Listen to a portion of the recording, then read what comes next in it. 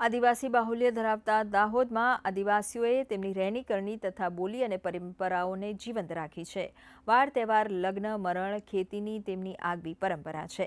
ત્યારે નવું અનાજ પાકે ત્યારે સૌ પ્રથમ તેમના કુળના દેવતાઓને ધરાવીને પછી જ તેનો વેચાણ માટે ઘરમાં ઉપયોગ થાય છે. તો પહેલાના જમાનામાં જ્યારે બેંકો ન હતી ત્યારે આદિવાસી નાગરિકો એકબીજાને મદદ કરવા પણ ચાંદલાની આગવી પદ્ધતિ અપનાવતા હતા.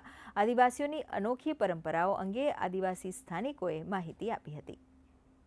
અમારા બાપ દાદા હોળ બળદથી નાંગોળથી ખેતી કરતા હતા. એ ખેતી આજ પણ અમુ કરી રહ્યા છે. પણ આજના હવે આધુનિક જમાનામાં નવા નવા સંસાધનો આવ્યા, ટ્રેક્ટરો છે ને ઠેસરો છે ને એવું, તો એને અમને થોડુંક એ અમારા જે પુરાના જે બળદ અને હોળથી કરતા હતા ખેતી, એ થોડું ઓછું થયું અને ટ્રેક્ટરોથી આવો ખેડાવ દઈએ છે, ઓરીએ છે.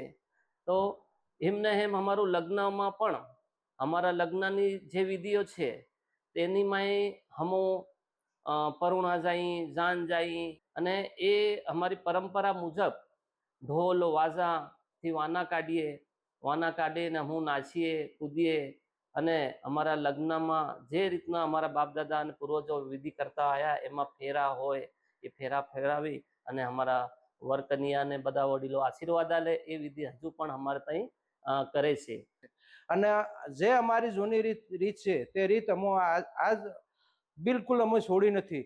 અને હવે હમણાં તો એવી રીત અમે કરી રહ્યા છે કે હવે હમણાં એક 9 ઓગસ્ટ આવે છે. 9 ઓગસ્ટના દન અમે અમારો પૂરો પહેરવેશ પહેરે અને અમે 9 ઓગસ્ટ અમારો આદિવાસીનો અમારો તહેવાર છે, એને અમે અતિ ભવ્યથી ભવ્ય રીતે અમે ઉજવવું. અને આખા વિશ્વને અમે કહેવા માંગીએ છીએ કે અમારો જે પહેરવેશ આવો છે, અમારી રીત એવી છે, અમે આદિવાસી એક જૂનવાણી રહેવાવાળા છે.